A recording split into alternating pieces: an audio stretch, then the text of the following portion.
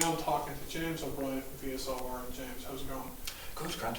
James, I spoke to you last week. We're speaking to you about there was a meeting organised by Docus and the Wheel last week on the Sustainable Development Goals.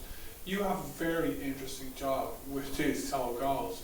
Could you give us a summary of what are, like, the vast majority of people have never heard of the Sustainable Development Goals? Sure. Probably will by the end of the year or January.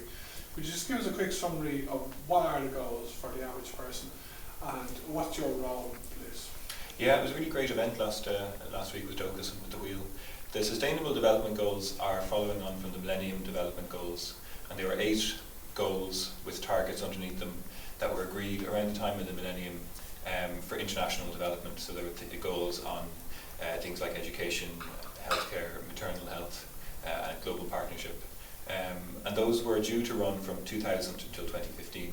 And there's been some progress in achieving those goals and things like halving extreme poverty in some other areas. But by the end of 2015, those will come to an end, and then we'll need to start a new set of development goals for development cooperation that will last us until 2030. So really for the last 2 or 3 years, there have been various processes happening to decide on what those goals should be. And at the minute, we're looking at 17 goals with 169 targets underneath them, and then other agreements around that as to how these are going to be implemented. And those goals are going to be the Sustainable Development Goals. Yeah, me and my friend Dave have been covering this process for nearly the last 2 years. We started out at the meeting, the RDS, in April 2013. Yeah. We're at that, covered that. Like it's a huge process, isn't it? Like, and it's probably, like, it's the biggest undertaking globally, like, ever, probably, isn't it?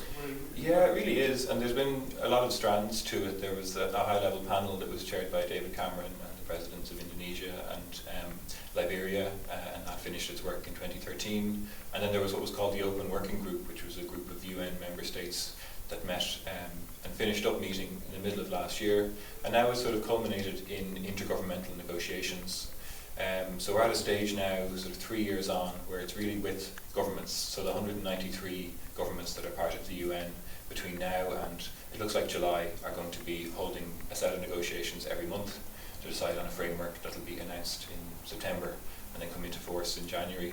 But I think the reason for that, the MDGs didn't have a huge amount of consultation around them, and some things were left out of them, some people would say.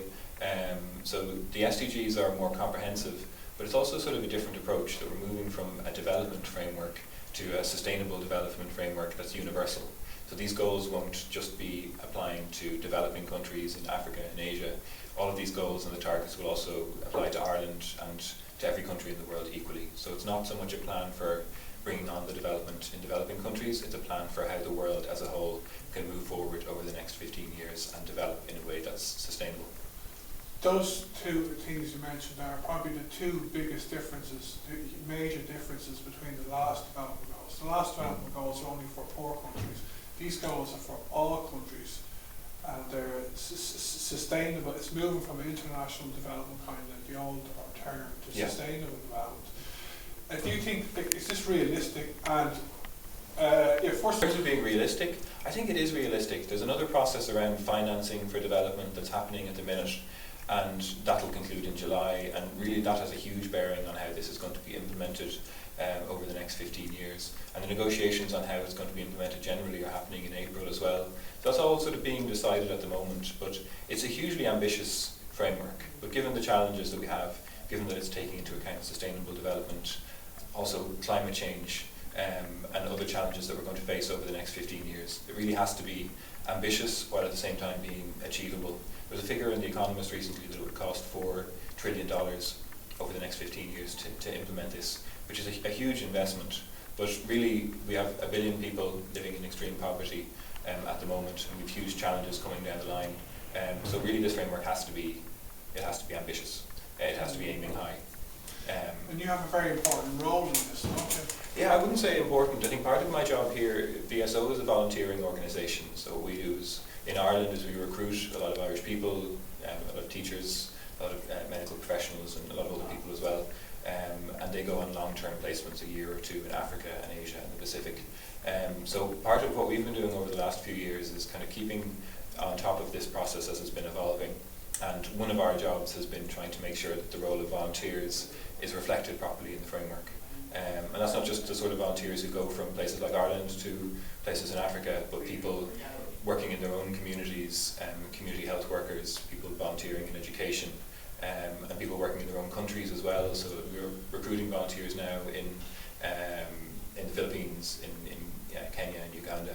So people working within their own countries on a national level, and also volunteers here in Ireland, and trying to make sure that the framework, I guess, reflects the importance that volunteers will have in terms of implementing this framework, and also has within it the supports that are necessary for volunteers to be able to work effectively. Including people in Ireland, working in Ireland. And that includes people in Ireland as well. Yeah. That's including me and my cameraman Dave. Yeah, absolutely. Yeah, and we have a great culture of volunteering in Ireland. We had a group of people who were from volunteering organisations in Mozambique that we were working with, and they've just, in the last few years, and VSO Ireland was involved in this, put through a law on volunteering. So volunteers have certain rights and certain protections under the law in Mozambique.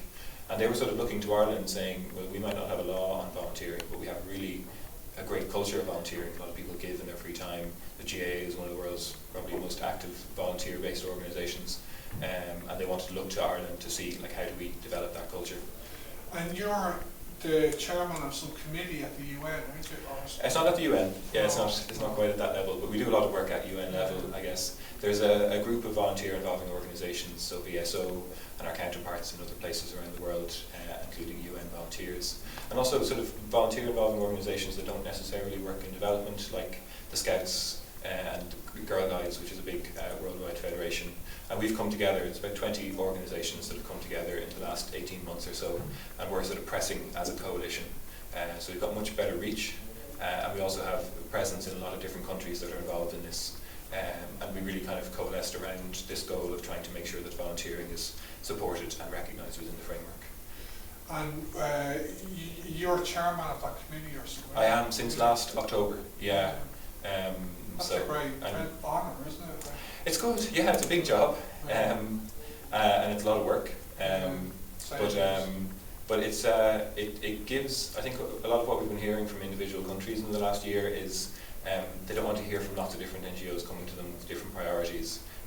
So working through coalitions is a really powerful way of actually having an impact on this, and it really multiplies our voice to be able to be part of a coalition like that. But you have been in the UN at least once, haven't you? I was at the February negotiations, yeah. There was what they call the Stakeholder Steering Committee at those negotiations. So that was kind of put together to channel the voices of NGOs into the negotiations.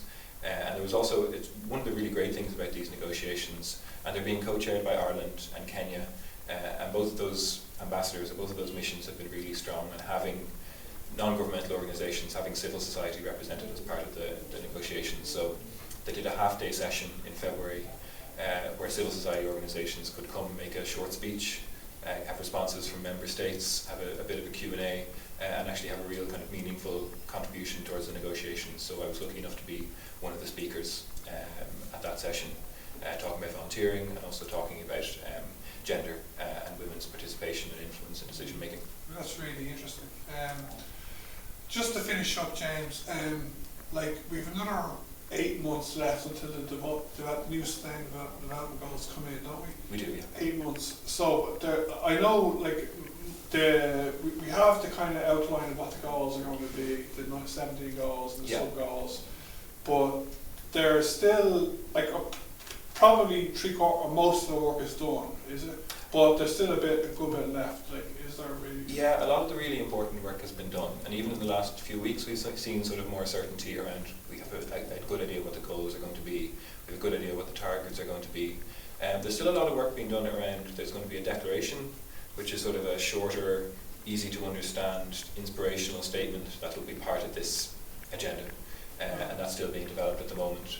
There's still a lot of talk around how these are going to be implemented, how they're going to be financed, what responsibilities governments and others will have in implementing them.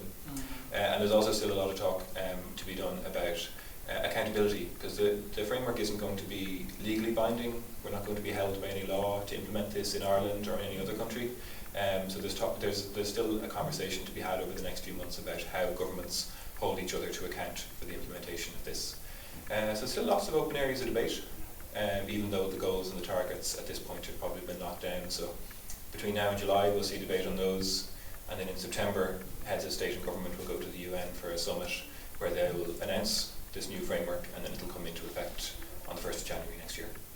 It'll be really interesting to see how things shape up over the next few months. I know most of the work is being done, but just as regards accountability and implementation and finance, it'd be really interesting to see the next 8 months.